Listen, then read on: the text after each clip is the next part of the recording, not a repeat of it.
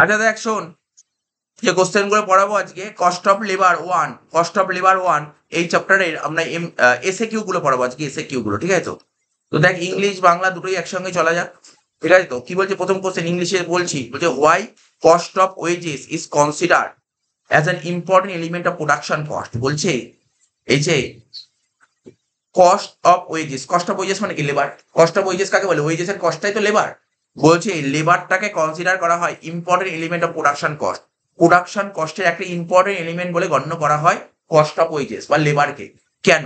কেন বলছে cost of wages is considered as an important element of cost of production as because this type of cost has certain unique features, ঠিক আছে? তো which are not seen in other element of production. তো সুন্দর কথা, মানে এইটুকু line লিখতে হবে, শুধু এইটুকু লাইন। বলছে দিস টাইপ অফ কস্ট মানে এই ধরনের cost has certain unique features, এর কিছু ইউনিক ফিচার্স আছে, ঠিক আছে? হুইচ আর নট সিন, ঠিক আছে, in other elements of production. প্রোডাকশনের অন্যান্য এলিমেন্টের মধ্যে এটা দেখা যায়। এবার দেখ তোর বাংলাতে কি লিখেছে। বলছে মজুরি বাবদ ব্যয় উৎপাদন ব্যয়ের একটি গুরুত্বপূর্ণ উপাদান, এই কারণে যে এই ব্যয়ের নিজস্ব কিছু বৈশিষ্ট্য আছে, ইউনিক ফিচার্স আছে, ঠিক আছে, যা উৎপাদনের অন্য কোনো উপাদানে নেই। উৎপাদন মানে কি? কোনো কিছু প্রোডাকশন করতে গেলে না, প্রোডাকশন করতে গেলে অনেক উপাদান লাগে, যেমন তার কাঁচামাল, র মেটেরিয়াল লাগে, লেবার লাগে, ঠিক আছে? তো তারপর অন্যান্য ব্যয় লাগে, বিভিন্ন উপাদান লাগে কোনো কিছু প্রোডাকশন করতে গেলে। তো বলছে এই কস্ট অফ লেবারের মধ্যে যে এলিমেন্টটা আছে অন্য কোথাও এই এলিমেন্টটা পাবে, এটাই বলেছে। সুন্দর কোশ্চেন, বোঝা গেল কোশ্চেনটা?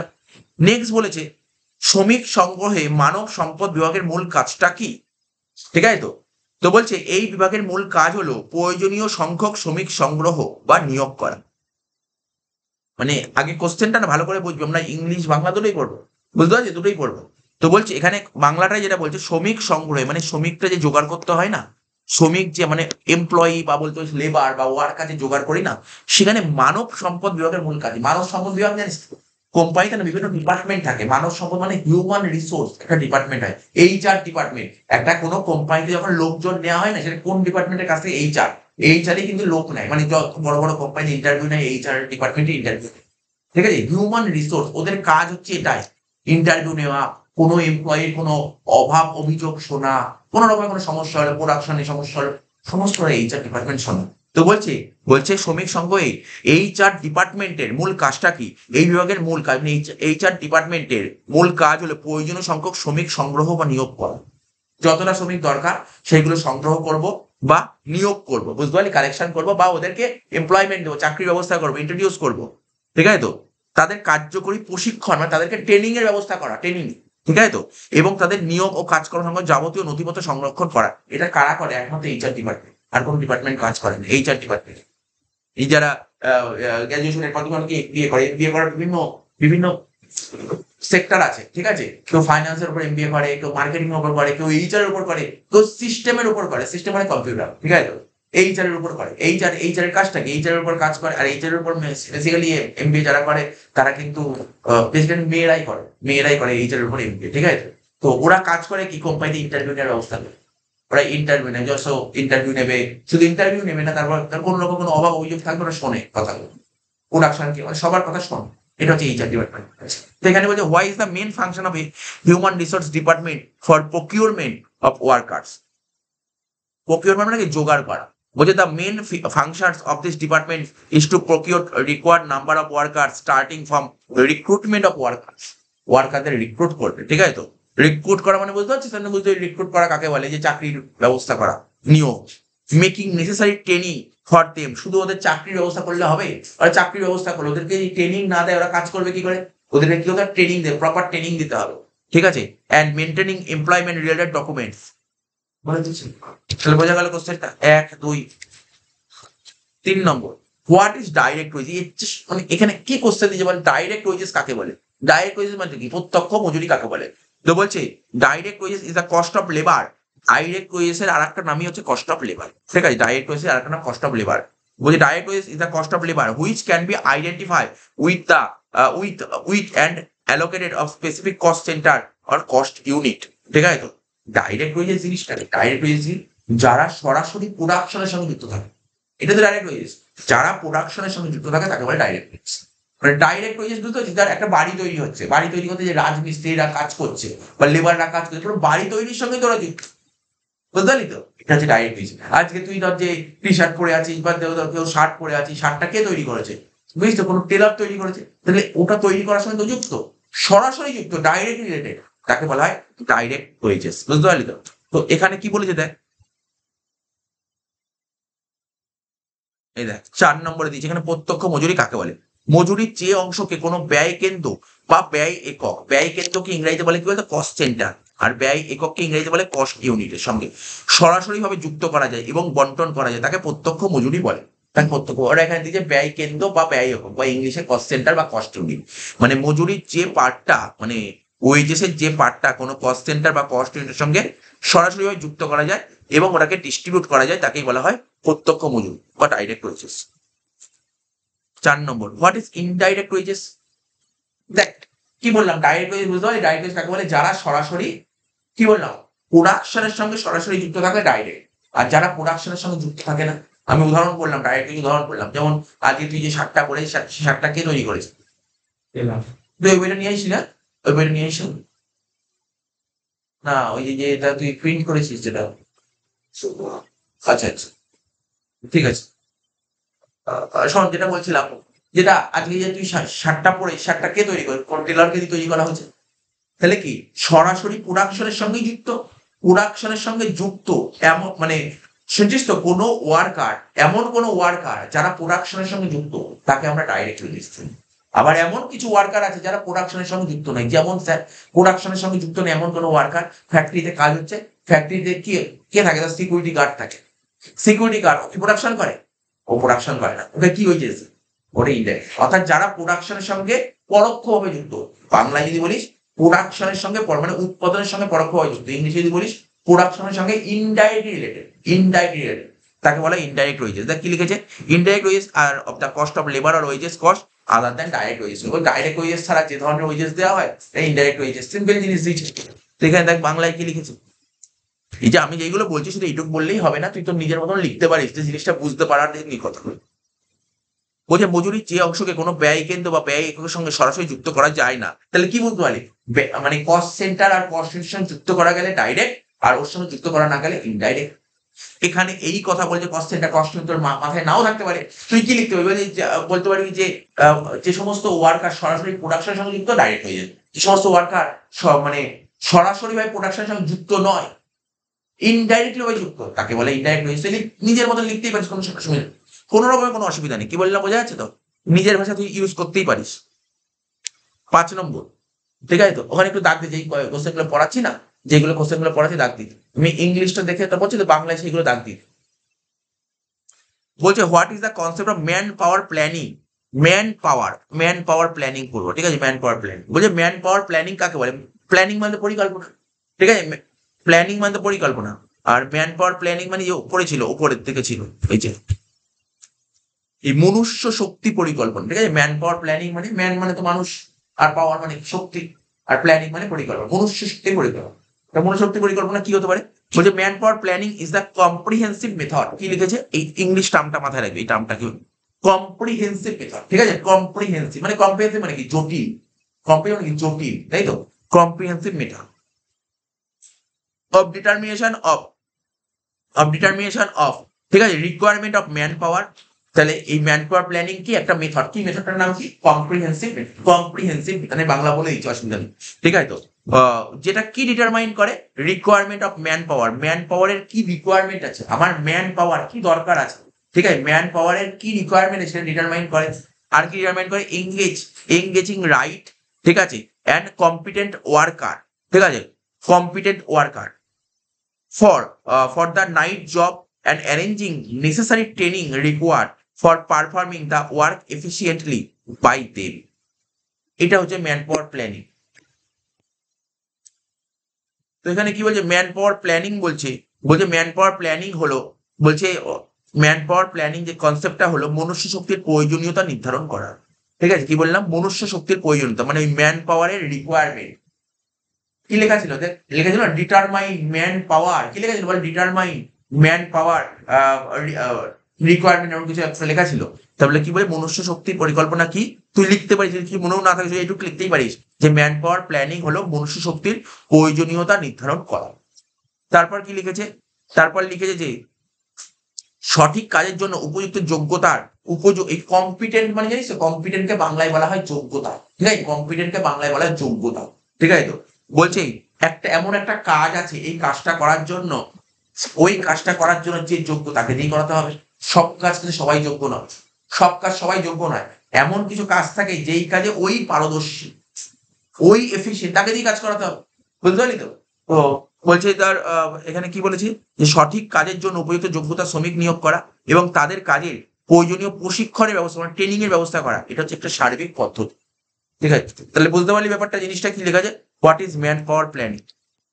6 নম্বর, what is motion study, time স্টাডিটা বিজনেস স্টাডিজে কোশ্চেন দিয়েছে, এটা তো আর সেরকম ভাবে পড়া দরকার। মোশন স্টাডি মনে পড়ে, মোশন স্টাডি মানে কি ছিল বল, টাইম স্টাডি মানে কি, টাইম টাইম মানে কি সময়, স্টাডি মানে কি সমীক্ষা, সময় সমীক্ষা, বিজনেস স্টাডি সেকেন্ড চ্যাপ্টারে ছিল।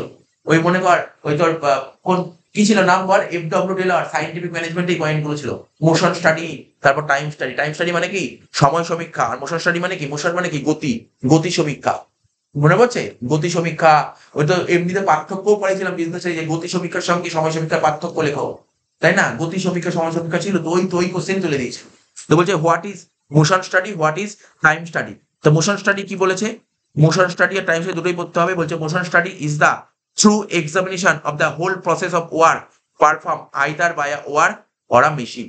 মোশন স্টাডি হয় ওয়ার্কের মাধ্যমে পারফর্ম করবো, নাই মেশিনের সঙ্গে পারফর্ম করবো। তাহলে ওখানে দেখ গতি সমীক্ষা কি দিয়েছে, গতি সমীক্ষা, গতি সমীক্ষা বলতে কি বোঝায়, বলছে একজন শ্রমিক মানে একজন ওয়ার্কার বা যন্ত্র মেশিন বা একটি যন্ত্রের কাজ করার সামগ্রিক প্রক্রিয়াকে পুঙ্খানুপুঙ্খভাবে পর্যবেক্ষণ করার কাজকে বোঝায়, ঠিক আছে। তো বলছে একজন শ্রমিক বা একটি যন্ত্রের কাজ করা সামগ্রিক প্রক্রিয়াটিকে থেকে পুঙ্খানুপুঙ্খভাবে পর্যবেক্ষণ করার কাজকে বোঝায় গতি পরীক্ষা, ঠিক আছে।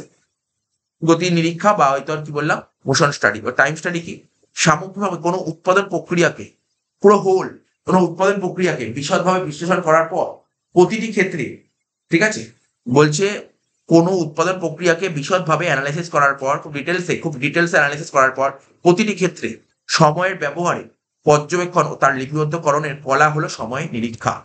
এখানে তোর বাংলাটা ইংলিশটা কি বলেছে, time study is the art of observation and recording of utilisation of time taken for the completion of a particular job or process in a detail way. এটা হচ্ছে তোর টাইম স্টাডি। নেক্সট বলছে what do mean by time keeping. এই দেখ এখনো পর্যন্ত যতগুলো question পড়লাম না, আমার কাছে খুব একটা বেশি ইম্পর্টেন্ট লাগে, পরীক্ষায় আসার জন্য ইম্পর্টেন্ট লাগে। এই যে পরীক্ষায় আসার জন্য কোশ্চেন দিই, টাইম কিপিং, টাইম বুকিং, এগুলো খুব ইম্পর্টেন্ট, পরীক্ষায় আসে টাইম কিপিং, টাইম বুকিং, এগুলো খুব আসে, ঠিক আছে। তো টাইম কিপিংটা ভালো করে পড়বি, টাইম কিপিং জিনিসটা কি, ঠিক আছে। তো তোর বাংলা হচ্ছে টাইম কিপিং কে বাংলায় বলা হচ্ছে তো তার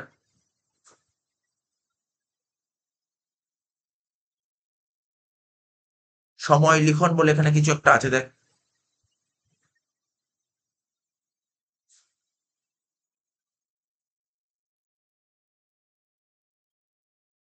বলছে টাইম কিপিং জিনিসটা কি, বলছে time keeping is the function, time keeping হচ্ছে function of recording the time arrival and departure. মানে কিপিং কি বলতো, টাইম কিপিং হচ্ছে তুই কোম্পানিতে যখন ওয়ার্কাররা কাজে ঢোকে না, কখন কাজে ঢুকছে আবার কখন কাজ থেকে বেরোচ্ছে, এটা একটা মেনটেন করা হয়, ঠিক আছে, ওইটাই হচ্ছে টাইম কিপিং। বলছে টাইম কিপিং হচ্ছে is the function of recording, কি করবে ওটা রেকর্ড করবে। টাইম কিপিং হচ্ছে ফাংশন, কিসের ফাংশন, রেকর্ড করা। কি রেকর্ড করবে, কখন ঢুকছে কখন বেরোচ্ছে, দেখ লেখা আছে time of arrival and departure of the worker and employees of the factory as well as maintenance of their attendance records। তো টাইম কিপিং এ এটাও থাকবে, আবার অ্যাটেন্ডেন্স রেকর্ডও থাকবে, কখন ঢুকছে কখন বেরোচ্ছে এবং অ্যাটেন্ডেন্স কোন দিন কাজে আসছে ওয়ার্কার, এটাই টাইম। সুন্দর কোশ্চেন টাইম কিপিং। বলছে is there any importance of time keeping which wages are paid but no work is done in piece work or job work. বলছে there any importance of time keeping, ঠিক আছে, which wages are paid but no work is done in piece work or job work. বলছে the concept that there is no importance of timekeeping in piece work or job work is a wrong concept. in order to maintain discipline in the factory, the necessary of timekeeping is failed in all method of wage payment.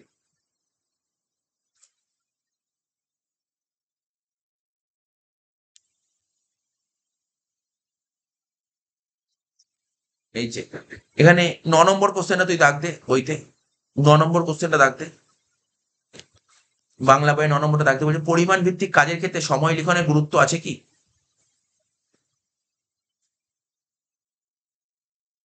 বলছে সময় লিখনের গুরুত্ব আছে কি? সময় লিখন মানে বললাম এবার, সময় লিখনের গুরুত্ব আছে কি? সময় লিখনের গুরুত্ব আছে কি পরিমাণ ভিত্তিক মজুরির ক্ষেত্রে? ঠিক আছে তো, পরিমাণ ভিত্তিক মজুরিকে ইংরেজিতে কি বলা হয়? মজুরি মানে wages, piece wages, piece wages. ঠিক আছে, পিস ওয়েজেস এর ক্ষেত্রে কি টাইম, টাইম মানে সময় লিখনে কি কোনো গুরুত্ব আছে? বলছে যখন শ্রমিকদের মজুরি সময়ের উপর ভিত্তি করে প্রদান করা হয়, ঠিক আছে তো, তাদের উৎপাদিত কাজের পরিমাণের উপর ভিত্তি করে করা হয়। ঠিক আছে, মানে বলছে যখন শ্রমিকদের মজুরি সময়ের উপর ভিত্তি করে দেওয়া হয়, তাদের কাজের উপর ভিত্তি করে দেওয়া হয়, তখন সময় লিখনের কোনো গুরুত্ব নেই। ঠিক আছে, এই ধারণা ভুল। ঠিক আছে, কারখানার শৃঙ্খলা রক্ষায় সব ক্ষেত্রেই সময় লিখনের গুরুত্ব হয়। তাহলে জিনিসটা পড়ে তো বুঝতে পারলি সময় লিখনের গুরুত্বটা। ওরা বলতে চাইছে যে পরিমাণ ভিত্তিক মজুরি মানে পিস ওয়েজেস এর ক্ষেত্রে কি সময় লিখনের গুরুত্ব আছে? পিস ওয়েজেস এর ক্ষেত্রে কি টাইম কিপিং এর গুরুত্ব আছে? তুই বলতো হ্যাঁ পিস ওয়েজেস এর ক্ষেত্রে টাইম কিপিং এর গুরুত্ব আছে। তাহলে স্যার পিস ওয়েজেস এর সময় কি লাগে? এখানে ওরা লিখে যেটা পিস ওয়েজের ক্ষেত্রে তো কতটা পিস তৈরি করে জানা দরকার, সময় কত জানা দরকার না। তাহলে এই কনসেপ্টটা পুরোপুরি ভুল, পুরোপুরি রং, কনসেপ্টটা পুরোপুরি রং। বলছে কারখানায় যে ডিসিপ্লিন মেনটেন্স করার জন্য সময় লিখনের অবশ্যই গুরুত্ব আছে, মানে টাইম কিপিং এর অবশ্যই গুরুত্ব আছে। 8-9 বললাম। বলছে what are the different method of time keeping? Time keeping এর ডিফারেন্ট মেথড আছে, মানে টাইম কিপিং করার জন্য বিভিন্ন রকম মেথড আছে। কি কি মেথড আছে দেখ।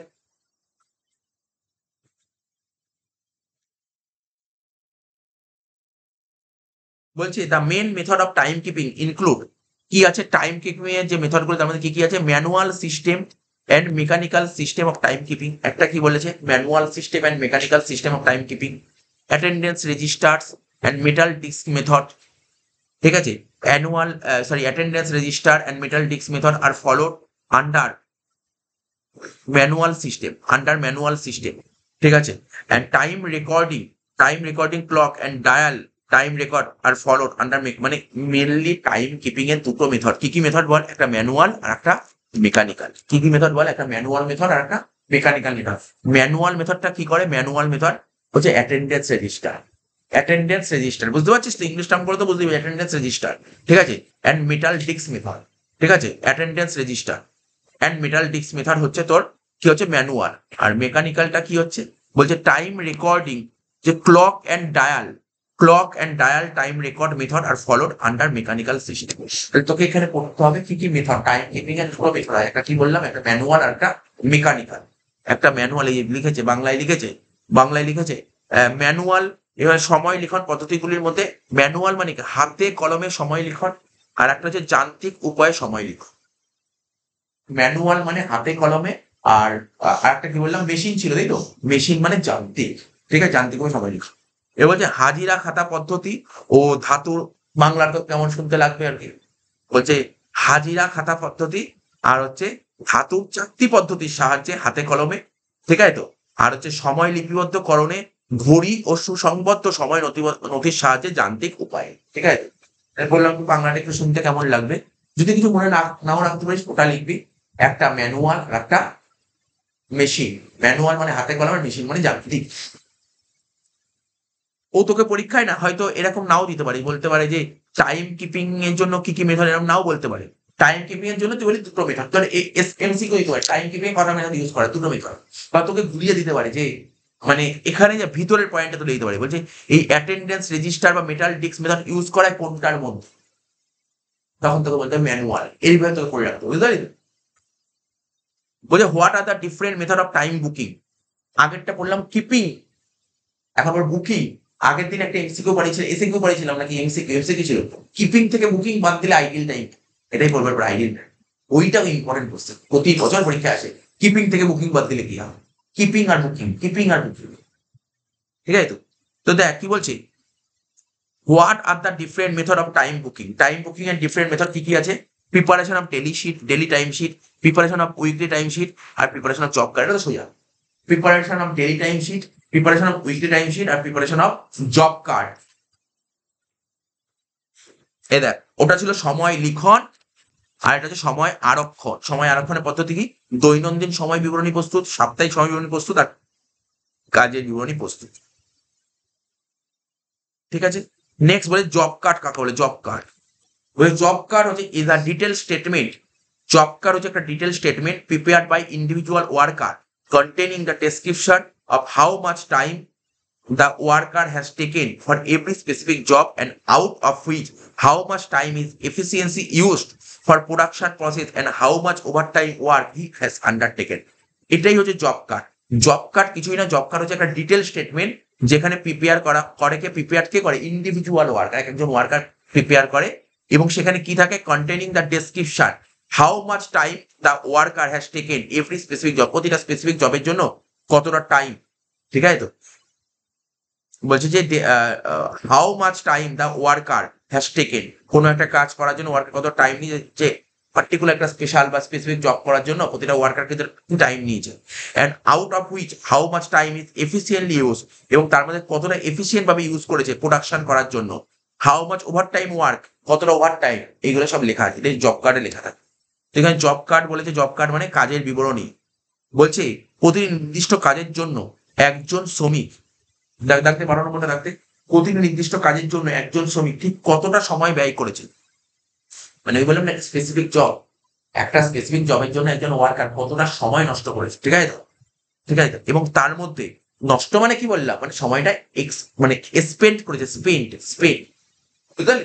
মানে নষ্ট বলার চেয়ে স্পেন্ড বলাটা বেশি ভালো। স্পেন্ড, কতটা সময় স্পেন্ড করেছে, এবং তার মধ্যে কতটা স্বাভাবিক সময়ের কাজ এবং কতটা অতিরিক্ত সময়ের কাজ, তখন কতটা স্বাভাবিক সময় আর কতটা অতিরিক্ত সময়, তার বিস্তারিত বিবরণ সম্বলিত, ঠিক আছে, যে কার্ডটি শ্রমিক নিজে প্রস্তুত করে তাকে বলা হয় কাজের বিবরণী বা জব কার্ড। ঠিক আছে? ঠিক আছে। 13 number, in how many way job card can be kept.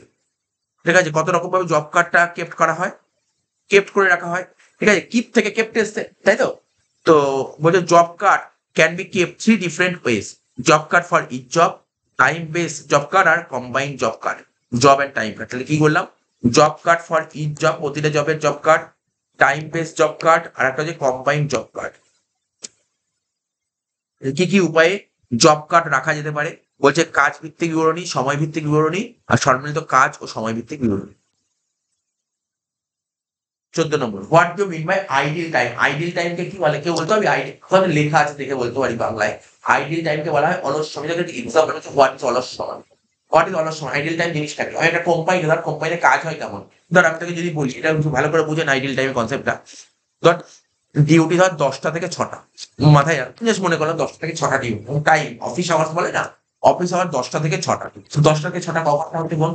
6 ঘন্টা, 2 ঘন্টা, 8 ঘন্টা। আর জেনারেলি একটা কোম্পানিতে কাজ হয় কত ঘন্টা জানিস তো? মানে অরিজিনালি নিয়ম কত? 24 ঘন্টার মধ্যে একজন ওয়ার্কার, কত ওয়ার্কার হোক বা এমপ্লয়ি হোক, যেই হোক, কত ঘন্টা কাজ করে? 8 ঘন্টায় কাজ, এটাই নিয়ম অরিজিনাল। 8 ঘন্টার বেশি যদি কাজ করে সে ওভার টাইম পায়। ঠিক আছে? এমনি লিগাল নিয়ম হচ্ছে, 8 ঘন্টায় কাজ করে প্রতিদিন। ঠিক আছে? 8 ঘন্টা কাজ করা যায়, 8 ঘন্টার বেশি যদি কেউ কাজ করে সেটা কি পায়? সে ওভার টাইম পায়, ওভার টাইম। ঠিক আছে? তো ধর ও 10টা থেকে 6টা কত হচ্ছে? 8 ঘন্টা কাজ হচ্ছে। এবার ধর 10টার সময় কাজে একটা ভালো করে ভাববি, অফিসে ঢুকছে, তো 10টার সময় ধর অফিসে এন্ট্রি করলো, ও 10টার সময় যদি অফিসে এন্ট্রি করে, ওকে 10টা দিয়ে কাজ আরম্ভ করে, বল দেখ, ভালো করে বল দেখ। ও যখন 10টার সময় অফিসের গেট দিয়ে ঢুকছে, হাজিরা খাতা থাকে না, হাজিরা খাতায় ও ওখানে কি করলো? নাম নথিভুক্ত করলো যে আমি ঢুকলাম। হ্যাঁ, এখন বড় বড় কোম্পানি তো আর ওইরকম ভাবে হাজিরা খাতায় নাম নথিভুক্ত হয় না।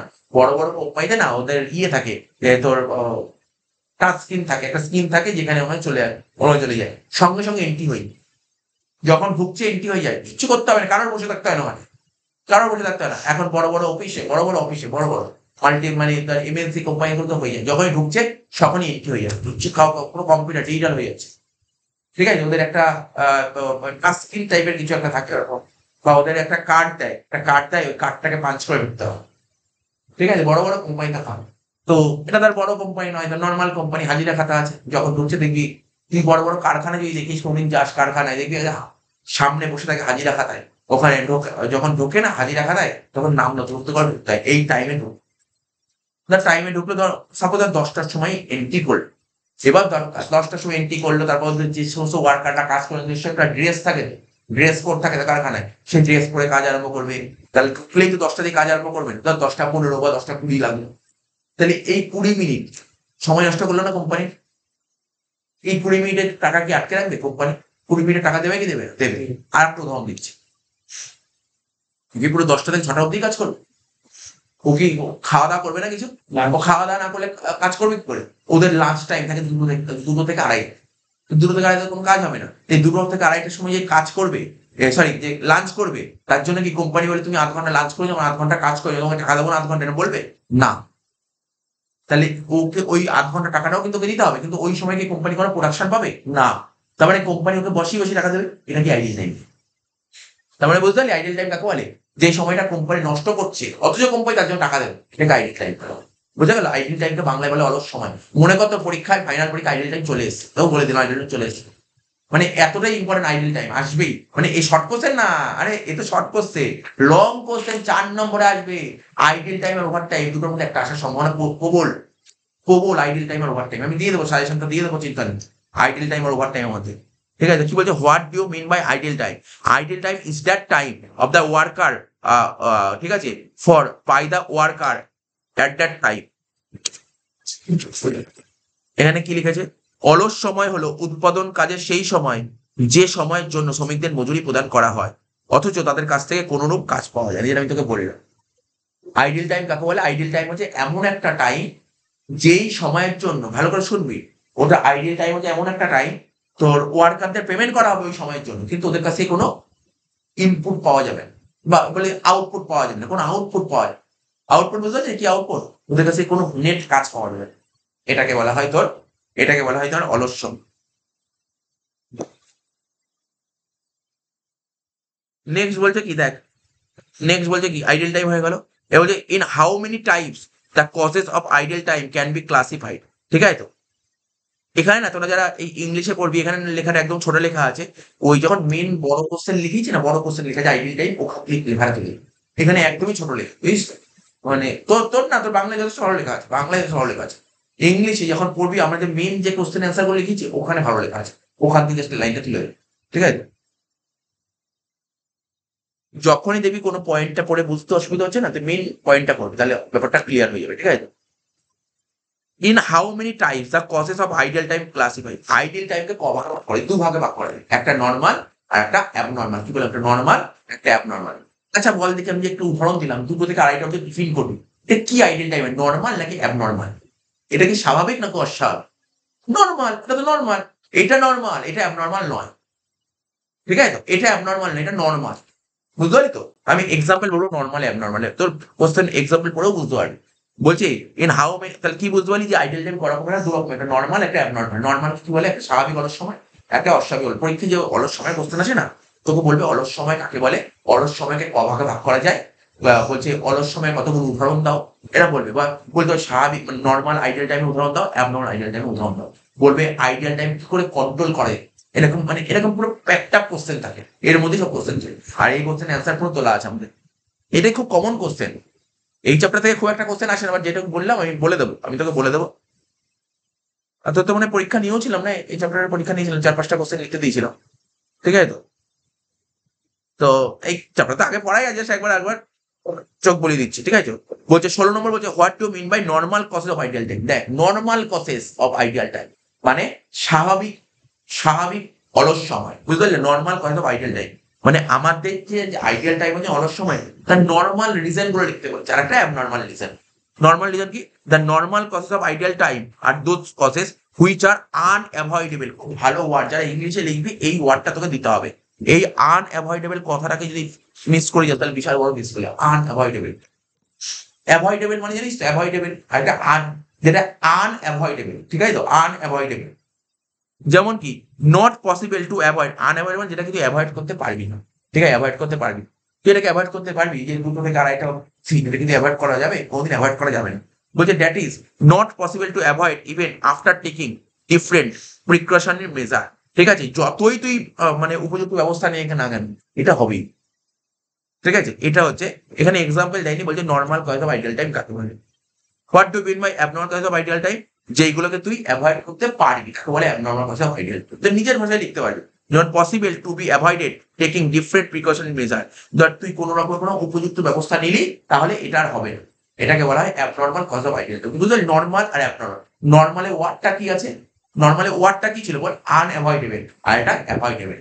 তুই যে কখনো তুই পড়ে যাসনি তার একটা ডিফারেন্স দিয়ে দিল, বললে বলো নর্মাল আইডিয়াল টাইম সঙ্গে অ্যাবনর্মাল আইডিয়াল ডিফারেন্স লাগবে, বলবি এটাকে অ্যাভয়েড করা যায়, এটাকে অ্যাভয়েড করা যায়, এটাকে মেজার করলে উপযুক্ত ব্যবস্থা গ্রহণ করলে ওটাকে মানে আর হবে না ফিউচারে, আর ওটাকে যতই তুমি প্রিকশনে নাও, তুমি যতই ব্যবস্থা নাও হবে। দুটো পয়েন্ট হয়েই গেল। আচ্ছা তারপর কি বলছে, বলছে what do mean by economic causes of ideal time? Economic causes মানে কি বলে অলস সময়ের অর্থনৈতিক কারণটা কি? The ideal time arising out of reason of reduction of production due to fall in demand, due to fall in demand of the product in the market. এই মার্কেটে যদি প্রোডাক্টের ডিমান্ডটা যদি কমে যায়, ঠিক আছে তো, বলছে দ্য আইডিয়াল টাইম অ্যারাইজিং, এই আইডিয়াল টাইমটা কেন অ্যারাইজ হয়, কেন অ্যারাইজ হয়? Out of the reason reduction of production, প্রোডাকশনটা রিডিউস হচ্ছে, উৎপাদন কম হচ্ছে। কেন উৎপাদন কম হচ্ছে? কেন মার্কেটের ডিমান্ড কমে গেছে। আজকে ধর তুই ধর যেই ফোন, আজকে ধর কত ফোন ছিল মার্কেটে, ওই ফোন এখন তৈরিই হয়নি। কেন তৈরি হয় না, কেন তৈরি হয় না? মার্কেটের ডিমান্ডই নেই, ওই ফোনের মার্কেটের ডিমান্ড নেই। তা মার্কেটে যদি ডিমান্ড না থাকে সেই ফোন তৈরি করে কোম্পানির লাভ হবে? ওদের লাভ হবে না।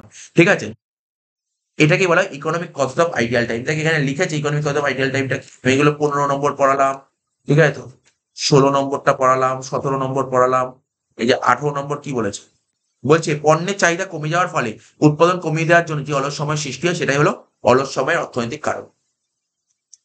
এই কোশ্চেনটা দেখ, এই কোশ্চেন আমার খুব ইম্পর্টেন্ট লাগে প্রতি বছরের জন্য, তাই এমসিকিউ বা এসিকিউর জন্য দিতেই পারে। বলছে what accounting entry is required, তোকে মুখস্থ করতে হবে, মুখস্থ করতে হবে, ঠিক আছে। মানে এন্ট্রি, জার্নাল এন্ট্রি, কি জার্নাল এন্ট্রি ইউজ করা হয়? নর্মাল আইডিয়াল টাইম হলে কি জার্নাল এন্ট্রি ইউজ করা হয়? নর্মাল আইডিয়াল টাইম হলে জার্নাল এন্ট্রি হয় হচ্ছে তোর factory overhead control account debit to wages control, মুখস্থ করবি, ঠিক আছে। এটা আমি তোকে এই লেভেলে এসে আমি বোঝাবো না, এই তো গ্র্যাজুয়েশনে যখন উঠবি এটা বোঝানোর ব্যাপার আছে, কারণ এর উপর অঙ্ক হবে, এর উপর অঙ্ক বোঝো, ঠিক আছে।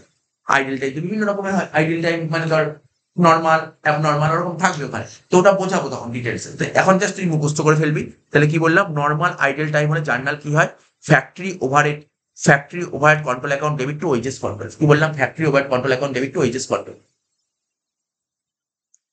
এটা কি বললাম বল, নর্মাল আইডিয়াল টাইম। তাহলে নর্মাল আইডিয়াল, আচ্ছা তুই বল, এক্ষুনি মুখস্থ করে দিচ্ছি আমি এক্ষুনি মুখস্থ করে দিচ্ছি। নর্মাল আইডিয়াল টাইমে জার্নাল কি লেখা আছে, ফ্যাক্টরি ওভারে কন্ট্রোল অ্যাকাউন্ট ডেবিট, সব কটা মানে কন্ট্রোল বসাবে, কন্ট্রোল, কন্ট্রোল বলে একটা কথা ইউজ করতে হবে। কস্টিং এর জার্নালে না সব কটার পাশে কন্ট্রোল লিখতে, ফ্যাক্টরি ওভার লিখলে কেটে দেবে, হ্যাঁ, factory over control account debit to wages control normal. এখন তুই বলি স্যার তাহলে অ্যাবনর্মাল আইডিয়াল টাইমের জার্নাল কি হবে? আমি তোকে বলেছি দেখতে হবে না ওখানে। দেখ নর্মাল আইডিয়াল টাইমের জার্নাল কি ছিল, ফ্যাক্টরি ওভারের ডেবিট আর ওয়েজেস ক্রেডিট। অ্যাবনর্মাল আইডিয়াল টাইমেও তাই, ওয়েজেসটা ক্রেডিটই হবে। কি বললাম, ওয়েজেস ক্রেডিটই হবে। নর্মাল আইডিয়াল টাইমে ওয়েজেস কি হয়েছিল বল, নর্মাল আইডিয়াল টাইমে ওয়েজেস কি হয়েছিল, ক্রেডিট হয়েছিল। অ্যাবনর্মাল আইডিয়াল টাইমে ওয়েজেসটা ক্রেডিট হবে, শুধু ডেবিটটা চেঞ্জ হয়। নর্মাল আইডিয়াল টাইমে ডেবিট কে হয়েছিল, নর্মাল আইডিয়াল টাইম হচ্ছে কোম্পানির ফ্যাক্টরি ওভার। তোরা আগে কস্টশিট করেছিস, কস্টশিটের ফ্যাক্টরি ওভার বলে কথা শুনেছি দেখি। তো নর্মাল আইডিয়াল টাইম হচ্ছে একটা ফ্যাক্টরি ওভার, এটা হচ্ছে, ঠিক আছে।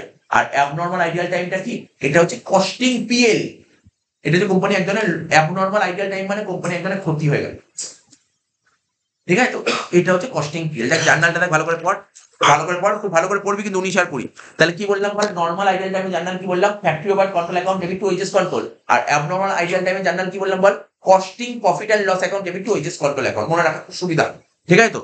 পরীক্ষায় কিন্তু তোকে এটা বড় প্রশ্নের মধ্যে তুলে দিতে পারে, যে বলবে এর জন্য অ্যাকাউন্টিং এন্ট্রি কি হতে পারে, তখন তুই কি লিখবি, বলবি নর্মাল, মানে বড় কোশ্চেনের মধ্যেই বলছি, বড় কোশ্চেনের মধ্যে লিখতে পারে যে আইডিয়াল টাইম কাকে বলে, ঠিক আছে, আইডিয়াল টাইমকে কভাবে ভাগ করা যায় কি কি, ঠিক আছে। বা বলতে পারে যে তোর এটা না বলে বললো আইডিয়াল টাইম কাকে বলে, বলে এর অ্যাকাউন্টিং এন্ট্রি কি হয়, তখন দুটো লাইনে অ্যান্সার শেষ।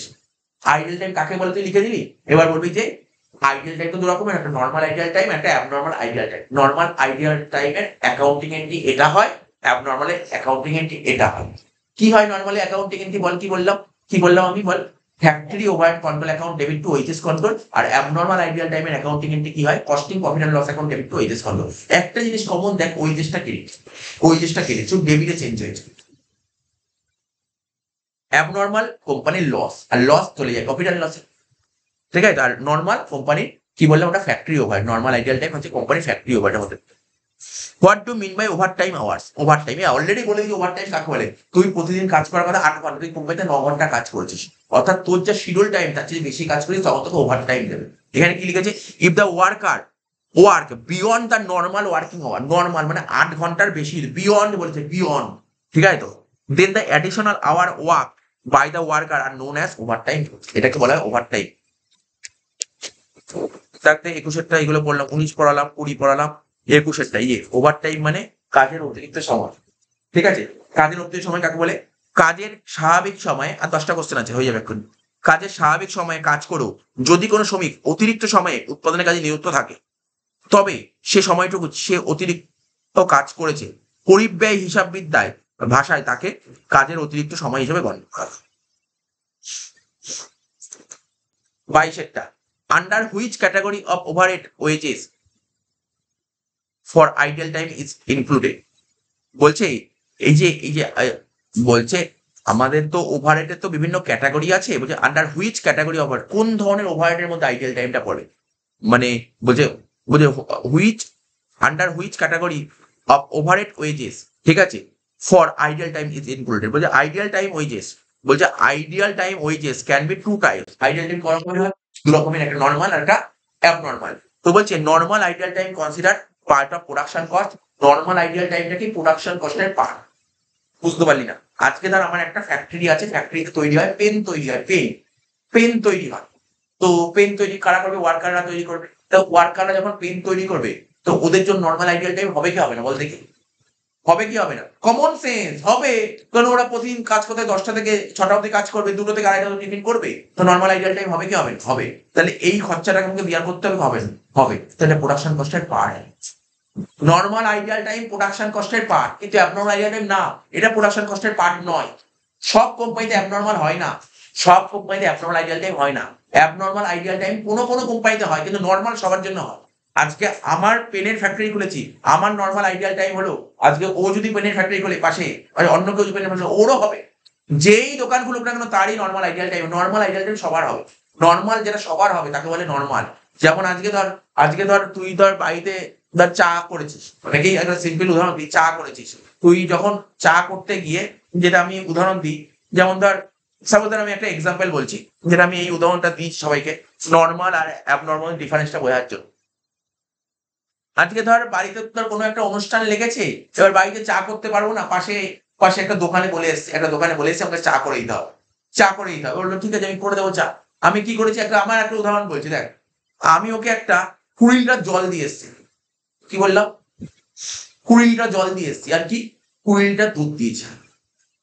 কি বললাম? 20 লিটার জল দিয়েছি আর 20 লিটার দুধ দিয়েছি। তাহলে কত দিয়েছি বল? 20 লিটার জল, 20 লিটার দুধ, চা সব দিয়েছি।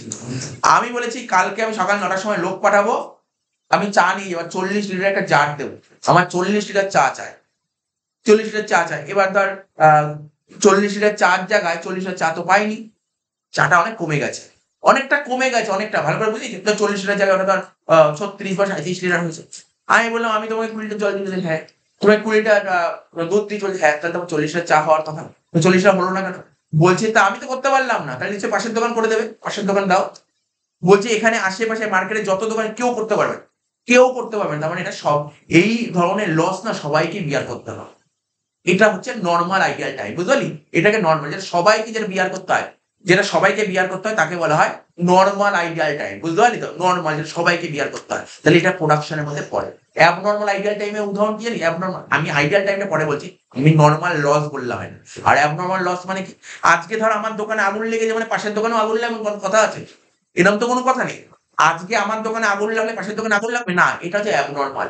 এটাকে আমি এড়াতে পারতাম, আমি যদি সত্যি প্রপার মেজার করতাম, আমি যদি কোনো একটা প্রিকশন নিতাম, তাহলে দোকানে আগুন লাগতো না। তার মানে বুঝতে পারলি নর্মাল আর অ্যাবনর্মাল ডিফারেন্সটা বুঝতে পারছিস তো? তো এখানে এটাই বলতে চাইছে, বলছে যে আন্ডার হুইচ ক্যাটাগরি, তাহলে কি বললাম যে নর্মাল আইডিয়াল টাইম প্রোডাকশন কস্টের মধ্যে পড়ে, কিন্তু অ্যাবনর্মাল আইডিয়াল টাইম কি প্রোডাকশন কস্টের মধ্যে পড়ে না? প্রোডাকশন কস্টের মধ্যে পড়ে না। এখানে ideal time wages can be two types. Wages for normal ideal time is considered a part of production cost, normal ideal time production কস্টের পার্ট, আর wages of abnormal ideal time is treated as loss. আগেই বলেছি loss, এটা loss. ঠিক আছে, and charge to costing PL. কিন্তু ওই আগের কোশ্চেনই অ্যান্সার হয়ে গেছে, সেম কোশ্চেন সেম অ্যান্সার। ওটা জার্নাল দিয়ে বলেছে, আর এটা লিখিয়ে বুঝিয়ে দিয়েছে। তাহলে তো জার্নাল মুখস্থ করতে পারবি তো? নর্মাল আইডিয়াল জার্নাল কি বললাম, কি বলেছিলাম বল? নর্মাল আইডিয়াল টাইম কার পার্ট? প্রোডাকশন কস্টের পার্ট। আর প্রোডাকশন মানেই তো factory overhead, factory overhead to wages control, আর ওটা loss costing PL to wages control. এত ইজি হয়ে গেল, বুঝিয়ে দিলাম ব্যাপারটা, মনে রাখ। 23 নম্বর কি বলেছে? What are the hours the access of which is consider over time according to Indian factories act. বলছে ইন্ডিয়ান ফ্যাক্টরিজ মানে কি? ভারতীয় কারখানা আইন। ভারতীয় কারখানা আইন অনুযায়ী কত ঘন্টার বেশি, মানে কত ঘন্টা কাজ করলে ওভার টাইমের কথা বলেছে। তা কি বলেছে? According to provision of Indian factories act 1948, ভারতীয় কারখানা আইন 1948 অনুসারে। তাহলে ভাব, কারখানা আইনও আছে। কারখানা আইন 1948 সালে কি বলছে? If a worker works for more hours after doing normal work for 9 hours a day and 48 hours in a week, বলছে একদিনে যদি 9 ঘন্টার বেশি, নর্মাল 9 ঘন্টা বলেছে, নর্মাল 9 ঘন্টা বলেছে, আর 48 ঘন্টার বেশি যদি কাজ করা হয় সপ্তাহে, তাহলে যদি এক্সট্রা যতটা কাজ করা হবে তাকে বলা হয় ওভার। ঠিক আছে তো? এখানে ওভার টাইম বলেছে কত? 9 ঘন্টা। এই যে কত নম্বরটা জানিস তো? এটা তো বললাম 22, বললাম 23। 23 বলেছে কি? বলছে ভারতীয় কারখানা আইনে বলা আছে যে যদি একজন শ্রমিক প্রতিদিন 9 ঘন্টা এবং সপ্তাহে 48 ঘন্টার বেশি কাজ করে, তবে যতটা সময় সে এক্সট্রা কাজ করেছে তাকে বলা হয় ওভার টাইম। আমরা তো 8 ঘন্টার কথাটা বলছিলাম, 8 ঘন্টাটা তো আর 9 ঘন্টা বলছে তো। 8 ঘন্টা জেনারেলি কি হয়, কোম্পানিতে কাজ হয় 8 ঘন্টা, জেনারেলি কোম্পানিতে কাজ হয় 8 ঘন্টার বেশি কাজ হয় না। ঠিক আছে, তো এখানে ওরা বলেছে কারখানা আইন বলছে 9 ঘন্টা। এমনি দেখবি কোম্পানিতে কাজ করতে গেলে কটা থেকে কটা কাজ হয়? 10টা থেকে 6টা কাজ। 24 number, in how many types ideal time can be classified on the base of controllable. বলছে এই যে আইডিয়াল টাইমকে আমরা 3 ভাগে ভাগ করা যায়। Ideal time can be classified into 3 types. একটা কি কন্ট্রোলেবল আইডিয়াল টাইম, মানে নিয়ন্ত্রণযোগ্য অলস সময়, অনিয়ন্ত্রণযোগ্য। ঠিক আছে। 2 নম্বর বলছে uncontrollable ideal time at the production level but controllable at administration level. আর একটা হচ্ছে আনকন্ট্রোলেবল আইডিয়াল টাইম। তাহলে একটা বলছে কন্ট্রোলেবল আইডিয়াল টাইম, একটা বলেছে আনকন্ট্রোলেবল আইডিয়াল টাইম, আর একটা বলছে uncontrollable ideal time at the production level but controllable at administration level. তাহলে এখানে কি লিখে দেখ, বলছে নিয়ন্ত্রণের ভিত্তিতে,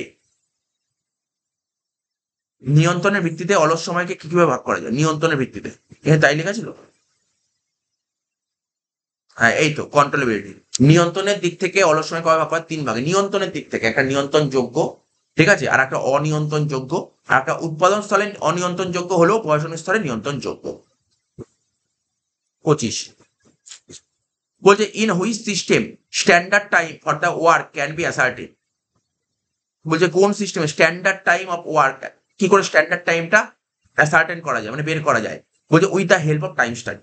with the help of time study, time study মানে সময় সমীক্ষা। ঠিক আছে, সময় সমীক্ষার সাহায্যে standard time of work can be ascertain. তো এখানে পড়ে নিবি কোন ব্যবস্থার সাহায্যে কাজের আদর্শ নিয়ন্ত্রণ করা যায়। এটা হচ্ছে সময় সমীক্ষা।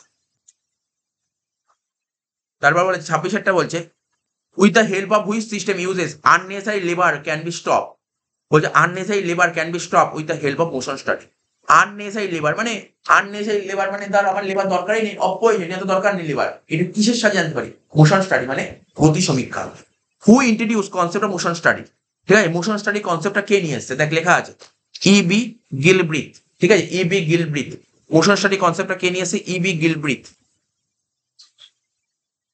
ঠিক আছে, ম্যানেজমেন্ট নিয়ে একজন কে ছিল, একদম ম্যানেজমেন্ট এক্সপার্ট। তারপরে 28 number, what is the process called in which the attendance of each worker is recorded. ঠিক আছে, মানে প্রতিটা ওয়ার্কারের যে অ্যাটেন্ডেন্সটা রেকর্ড করা হয় না, এই প্রসেসটাকে কি বলা হয়? Time keeping. প্রথমেই বলেছিলাম টাইম কিপিং কাকে বলে? অ্যাটেন্ডেন্স রেকর্ড করা হবে তাকে বলা হয় টাইম কিপিং। 29 মেথড স্টাডি কাকে বলে? দেখ আমরা টাইম স্টাডি করেছি, মোশন স্টাডি করেছি, এটা বলে মেথড স্টাডি কাকে। ঠিক আছে, বলছে the concept of method study is same. ঠিক আছে, is same as motion study. Motion স্টাডিটাই হচ্ছে method study. According to this method, তাহলে তুই বুঝতেই পারলি ওই আগে যেটা পড়লি না মোশন, তোর মোশন স্টাডি, ওটা লিখে দিলেই হয়ে যাবে। মোশন স্টাডিটাই হচ্ছে মেথড স্টাডি। 30 নম্বর দেখ, এই 29টা কোশ্চেন ছিল তোর এমনি কোশ্চেন, নর্মাল কোশ্চেন। এবার এবার 30 থেকে যে কয়েকটা কোশ্চেন আছে সেইগুলো হচ্ছে পরীক্ষায় এসেছিল। দেখ কোশ্চেন কি বলেছে, write one difference between normal ideal time আর অ্যাবনর্মাল আইডিয়াল টাইম।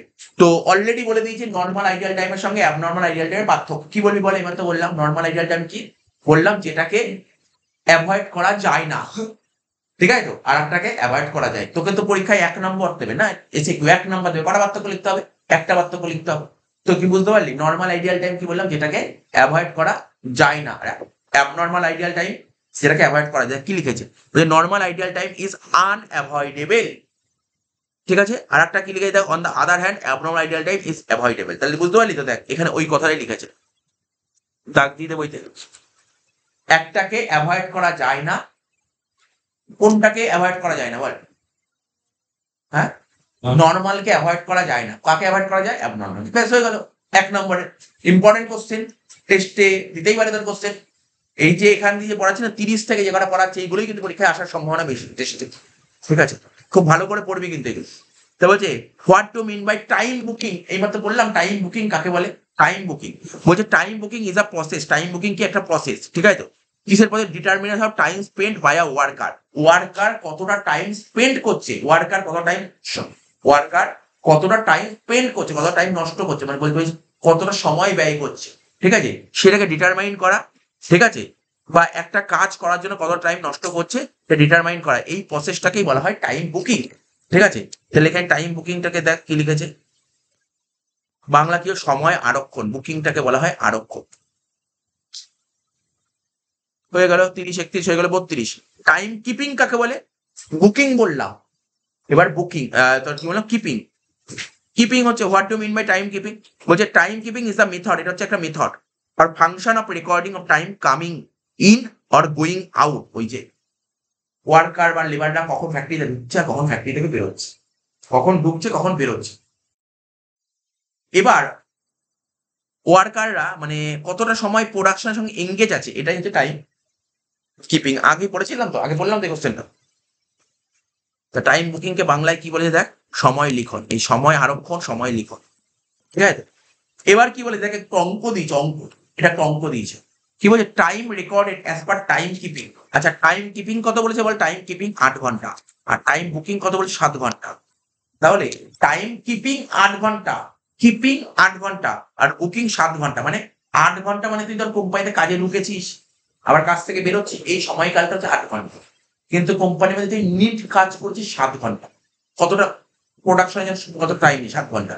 তাহলে কোম্পানির কত ঘন্টা কাজ করিস তুই, এইটাকে বলে আইডিয়াল। এই কোশ্চেনটা না আমি তোকে বলে দিচ্ছি, সবাইকে বলে দিচ্ছি, এই কোশ্চেনটা স্টার মেরে রাখ, এই অঙ্কটা পরীক্ষায় দিতে পারে, ঠিক আছে, টেস্ট বা ফাইনালে দিতে পারে।